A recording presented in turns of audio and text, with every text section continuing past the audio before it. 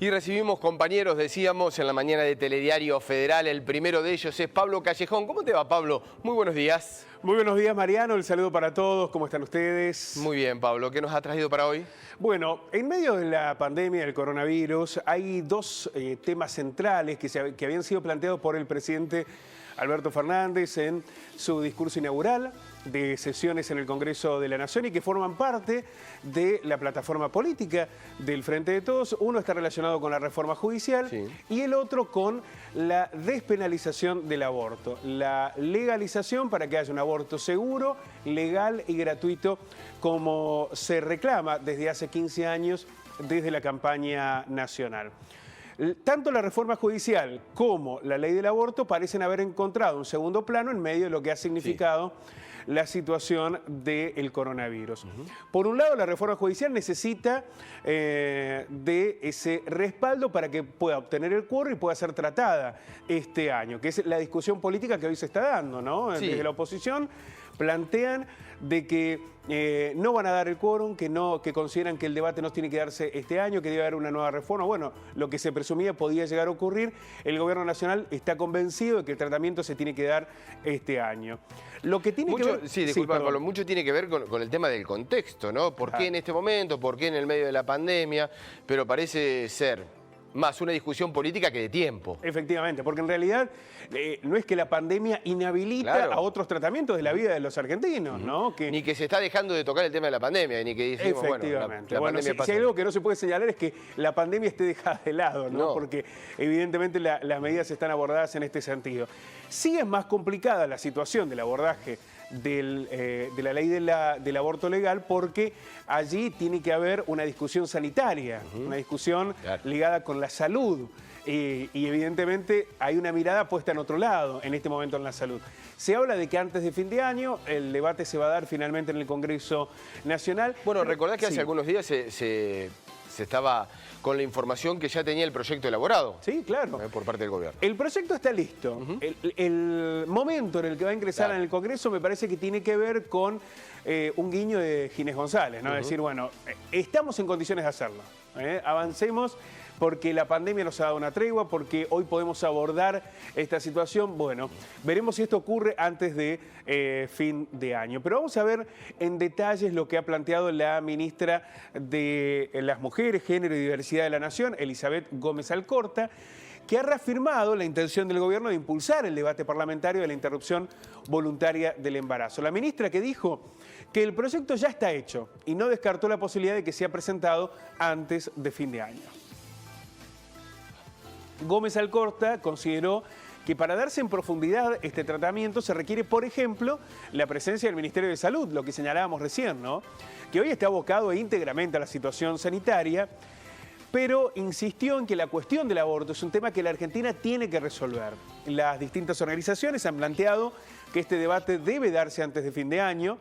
Se cree que hay un contexto político distinto al que se dio en la gestión anterior, fundamentalmente en el Senado. Esta es la gran discusión, ¿no? En diputados había pasado el proyecto, pero en senadores hubo una mayoría que terminó votando en contra.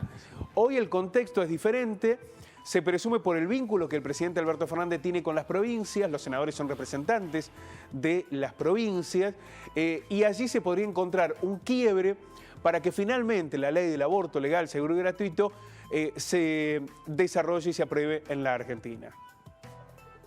Se estima que en el país se realizan cerca de 450.000 abortos al año. Una gran parte se practica en la clandestinidad, poniendo en riesgo la vida de las mujeres. En los primeros meses del año 2020, en la provincia de Santiago del Estero, 3 mujeres de entre 24 y 26 años fueron presas por aborto. Todavía hay provincias donde se avanza en la criminalización de la mujer que pasa por esta situación. Desde la campaña nacional del aborto legal resaltaron que Santiago del Estero no adhirió al protocolo para la atención integral de las personas con derecho a la interrupción legal del embarazo y se encuentra entre las provincias con mayor tasa de partos en niñas menores de 14 años. Es un dato muy grave, ¿no? La cantidad de partos de niñas menores de 14 años que son víctimas de abuso y terminan obligadas a realizar el parto. El Fondo de Población de la ONU prevé más de 7 millones de embarazos no deseados en el mundo si el confinamiento se prolonga durante los próximos 6 meses. Esto tiene que ver con el vínculo entre la pandemia y lo que significa con la situación de los embarazos no deseados. Desde la campaña nacional señalaron que despenalizar el aborto voluntario permitiría disminuir los peligros y consecuencias de la clandestinidad y los abortos inseguros. Descenderían notablemente las 49.000 internaciones anuales de personas que llegan a los centros de salud por estas causas, además de mejorar la atención mediante métodos ambulatorios e implican menor inversión y gasto en los servicios de salud. En Argentina, el aborto en realidad ya es legal. Es legal por causales y por jurisprudencia, pero sin una ley integral permanece vigente la criminalización.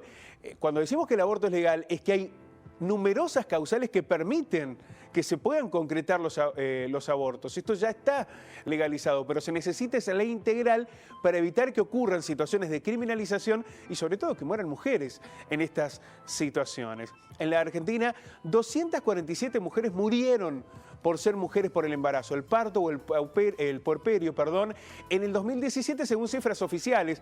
No hay tantos números oficiales, sobre todo desde el 2017 en adelante, pero solo en aquel año 247 mujeres murieron por esta consecuencia.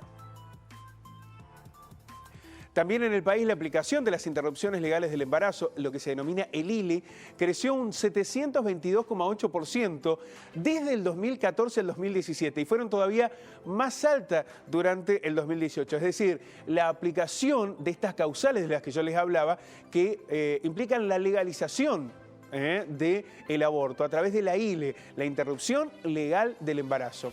La periodista Luciana Parker precisó que en el 2014 se registraron oficialmente 496 abortos legales en el sistema de salud. En el 2015 las ILE llegaron a 1.313 debidamente notificadas en el sistema de salud. La interrupción legal del embarazo en el 2015 fueron 1.313 y en el 2016 se contabilizaron 1.191 y en el 2017 3.585 ILE. Ustedes ven cómo ha crecido, lo que tiene que ver precisamente con las causales del aborto legal. Esta ley que no obliga al aborto, no es que obliga a la mujer a abortar. Lo que permite es que lo haga en condiciones sanas, en condiciones seguras, sin la criminalización que ha acompañado durante este proceso y que lamentablemente no ha logrado salvar ninguna vida. La instancia de constituir un aborto legal, seguro y gratuito en condiciones adecuadas, sanitarias y desde una perspectiva de la salud es lo que se espera se pueda aprobar antes de fin de año.